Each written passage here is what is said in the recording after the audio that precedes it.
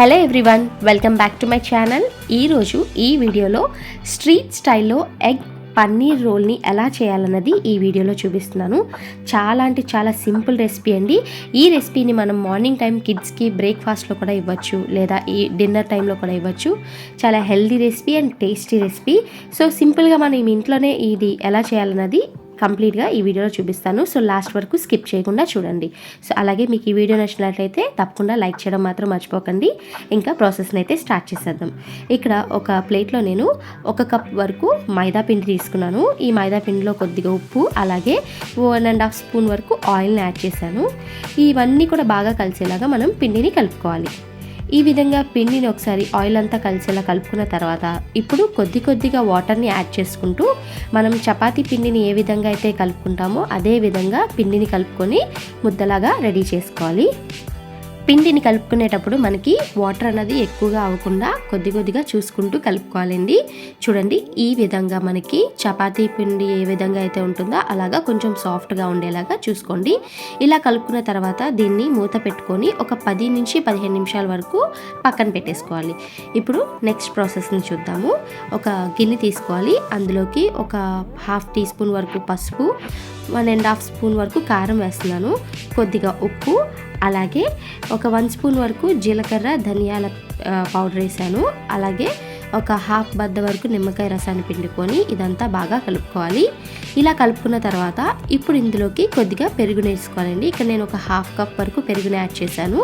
So ఈ పెరుగు మసాలా అంతా బాగా కలిసేలాగా మనం కలిపేసుకోవాలి.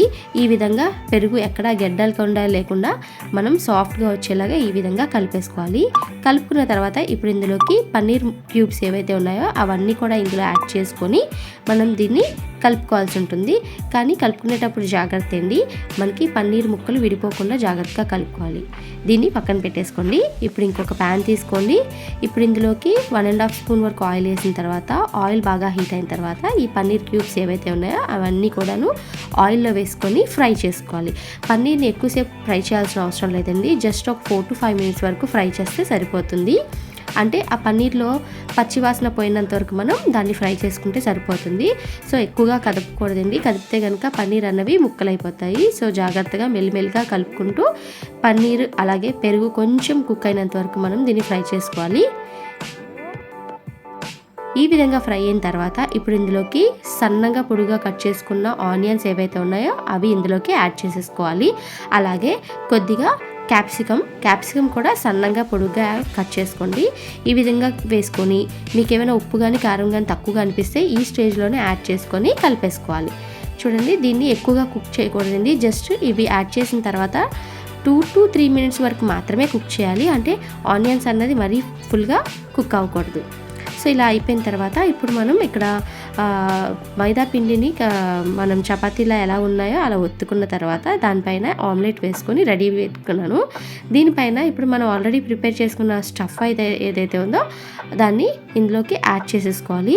ఇలా యాడ్ చేసిన తర్వాత ఇప్పుడు ఇందులోకి టమాటో సాస్ అలాగే మయోనీస్ని కూడా యాడ్ చేసుకొని ఇప్పుడు ఇవన్నీ కలిసేలాగా మనం కలిపేసుకోవాలి. ఈ విధంగా కలుపుకున్న తర్వాత ఇప్పుడు మనం దీన్ని రోల్ చేసుకోవాలండి.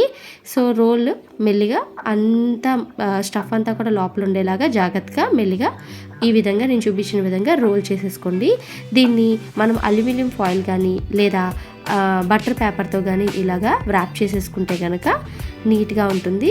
అలాగే మీకు ఎక్కువసేపు వేడిగా ఉండాలనుకుంటే కనుక అల్యూమినియం ఫాయిల్లో ఈ విధంగా రోల్ చేసుకొని మనం క్యారేజ్ బాక్స్లో పెట్టుకుంటే కనుక హ్యాపీగా కిడ్స్ అందరూ ఎంజాయ్ చేసి తినేస్తారు. చాలా సింపుల్ రెసిపీ అండి. సో తప్పకుండా ట్రై చేయండి. అలాగే మీకు వీడియో నచ్చినట్లయితే లైక్ చేసి షేర్ చేయండి. Thank you so much for watching.